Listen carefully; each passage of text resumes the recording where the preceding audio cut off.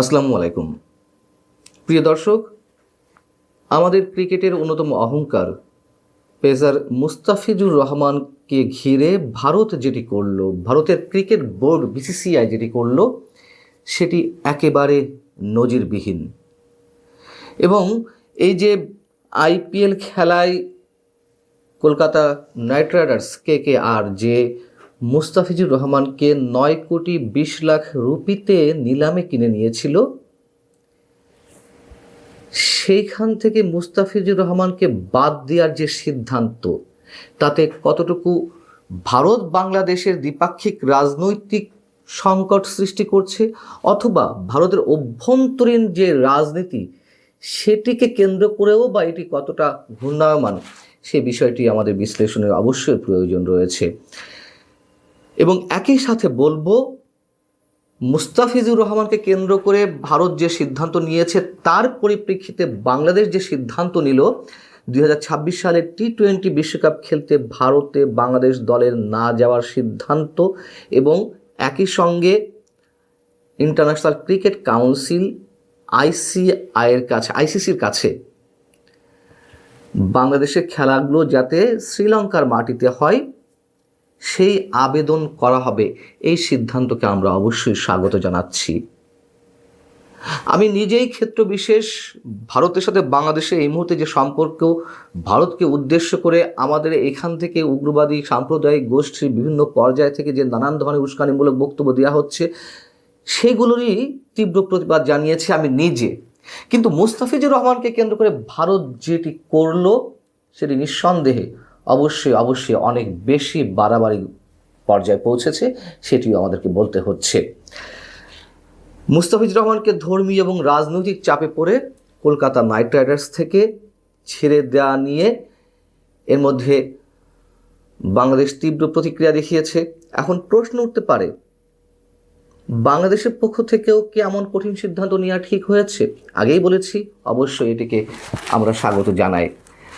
বাংলাদেশের উগ্র সাম্প্রদায়িক গোষ্ঠীর কাছে আমাদের বর্তমান যে ডক্টর ইউনূস সরকার, এই সরকারকে বারবার মাথা নত করতে হচ্ছে। তাদের বিভিন্ন ধরনের অযৌক্তিক বাংলাদেশ বিরোধী অনেক সিদ্ধান্ত ডক্টর ইউনূস সরকার মেনে নিচ্ছে, এমন অভিযোগ তো রয়েছে, যেগুলোকে আমরা কোনোভাবেই সমর্থন করছি না।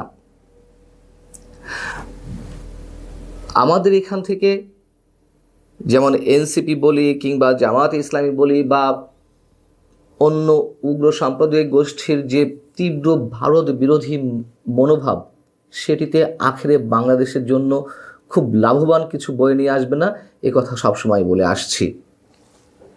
কিন্তু ভারতের পক্ষ থেকেও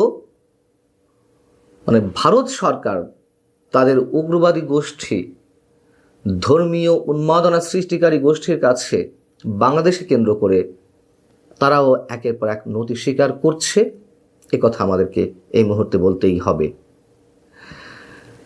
শুধু একটা উদাহরণ দিই, ভারত পাকিস্তানের মধ্যে যে বৈরী সম্পর্ক, সেটি তো দীর্ঘ প্রায় 70 বছরের। ভারত পাকিস্তানের জন্মের পর থেকে এই বৈরিতা শুরু হয়েছে, ক্রমান্বয়ে সেটি তীব্র আকার ধারণ করতে করতে একেবারে তলানিতে গিয়ে পৌঁছানোর পরে সেটি একেবারে চিরশত্রুতায় পৌঁছেছে। সেই 70 বছরের ইতিহাসে রাজনৈতিক যেই দ্বন্দ্ব সংঘাত, সেটি দুই দেশের খেলার মাঠ পর্যন্ত গড়িয়েছে, এটি আমরা জানি। কিন্তু ইউনূস সরকারের সঙ্গে ভারত সরকারের এই মুহূর্তে যে শিথিল সম্পর্ক, সেই সম্পর্কের জায়গা থেকে যে সেটি খেলার মাঠ পর্যন্ত এসে পৌঁছবে, সেটি তো নিশ্চয়ই মেনে নেওয়া যায় না।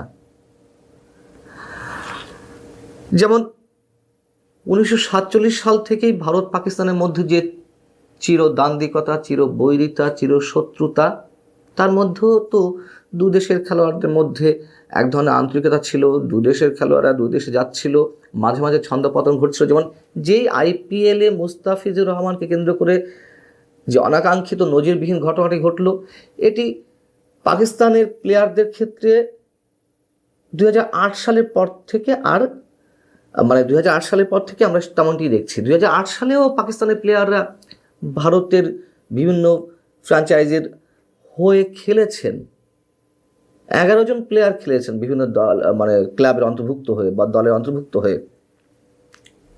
কিন্তু বাংলাদেশের সাথে ভারতের যে 16 মাসের তিক্ত সম্পর্ক, সেই জায়গা থেকে এ পর্যন্ত এটি কেন পৌঁছাবে? বলছিলাম যে এর সাথে ভারত বাংলাদেশের রাজনৈতিক কূটনৈতিক সম্পর্কে কতটুকু প্রভাব ফেলতে পারে, আর ভারতের অভ্যন্তরীণ রাজনীতিতেও বা কতটা প্রভাব ফেলতে পারে। আসিফ নজরুল, আমাদের আইন উপদেষ্টা, একটি স্ট্যাটাস দিয়েছেন। বিসিবি যে সিদ্ধান্ত নিল যে বাংলাদেশ টি-20 বিশ্বকাপে ভারতের ভেন্যুতে খেলতে যাবে না, তার আগে তার এই স্ট্যাটাসে তিনি বলছেন বোর্ড যেন জানিয়ে দেয় যে যেখানে বাংলাদেশের একজন ক্রিকেটার চুক্তিবদ্ধ হওয়া সত্ত্বেও ভারতে খেলতে পারেন না, সেখানে বাংলাদেশের গোটা ক্রিকেট টিম বিশ্বকাপে খেলতে যাওয়া নিরাপদ মনে করতে পারে না। খুবই যৌক্তিক কথা বলেছেন আসিফ নজরুল। ভারতের উগ্র সাম্প্রদায়িক রাজনৈতিক গোষ্ঠী যদি এমন হুমকি দিয়ে মুস্তাফিজকে একেবারে বাদ দিয়ে দিতে পারে, তাহলে অবশ্যই আমাদের প্লেয়ারদের সেখানে নিরাপত্তাহীনতার যথেষ্ট কারণ রয়েছে। আর যে কূটনৈতিক সম্পর্ক, রাজনৈতিক সম্পর্ক, তার তো দৃশ্যমান একটা চিত্র আমরা দেখতে পারছি। এবার বলি ভারতের অভ্যন্তরীণ রাজনীতি। ভারতের পশ্চিমবঙ্গের বিধানসভা নির্বাচন এপ্রিলের দিকে, সেখানে মুসলিম ভোটাররা অবশ্যই একটা ফ্যাক্টর। তৃণমূল কংগ্রেস, মমতা বন্দ্যোপাধ্যায়, তারা সবসময় মুসলিম ভোটারদের আকৃষ্ট করে, বা তারা মানে মুসলিম ভোটাররা তৃণমূল কংগ্রেসকে ভোট দেয়।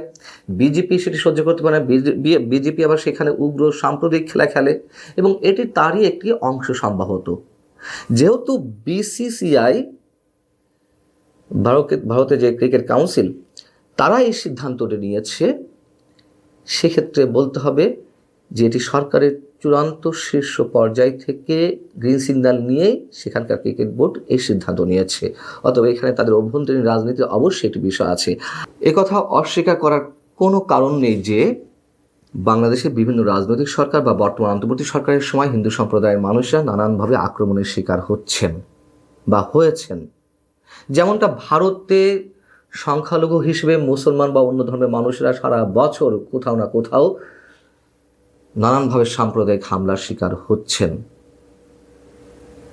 যেমন ময়মনসিংহের দীপুচন্দ্র দাসকে যেভাবে পিটিয়ে হত্যা করার পর গাছের সঙ্গে ঝুলিয়ে রাখা হলো, পরবর্তীতে আগুন দিয়ে পুড়িয়ে দেওয়া হলো, নিঃসন্দেহে এটা বর্বরোচিত।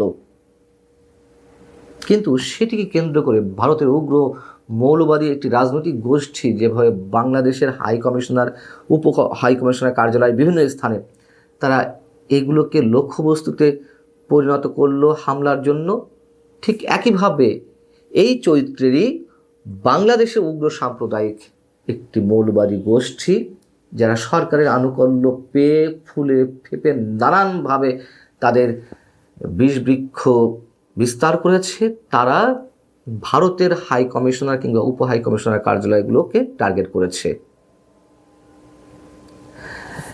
দীপুচন্দ্র দাসের কথা এই কারণে উল্লেখ করলাম, দেখুন এর সাথে আরেকটি উদাহরণ দিই।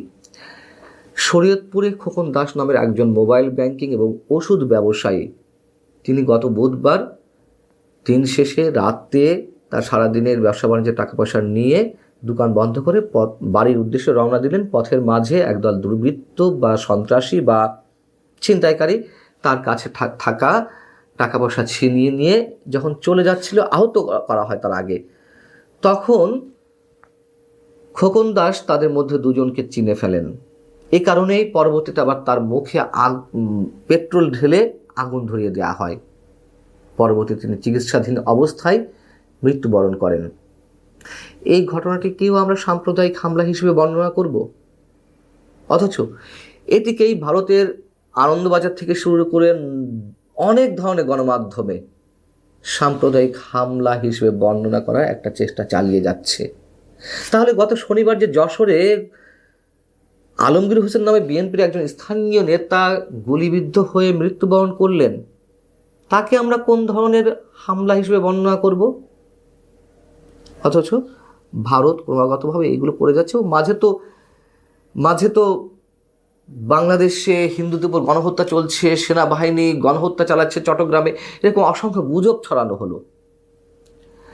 যাই হোক, হিন্দুস্তান টাইমস মুস্তাফিজুর রহমানকে কেন্দ্র করে যে রিপোর্টটি গত কয়েক ঘন্টা আগে করেছে তার শিরোনামের একটি অংশ হচ্ছে বাইলেটারেলস অ্যাওয়ার্ড সেম ফেট অ্যাজ পাকিস্তান।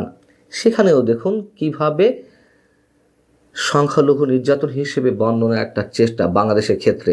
এখানে বলা হচ্ছে যে গত 15-20 দিনে বাংলাদেশে একাধিক ঘটনা ঘটেছে যেখানে হিন্দুদের হত্যা করা হয়েছে এবং এর ফলে ভারতের মানুষের মধ্যে ক্ষোভ বেড়েছে।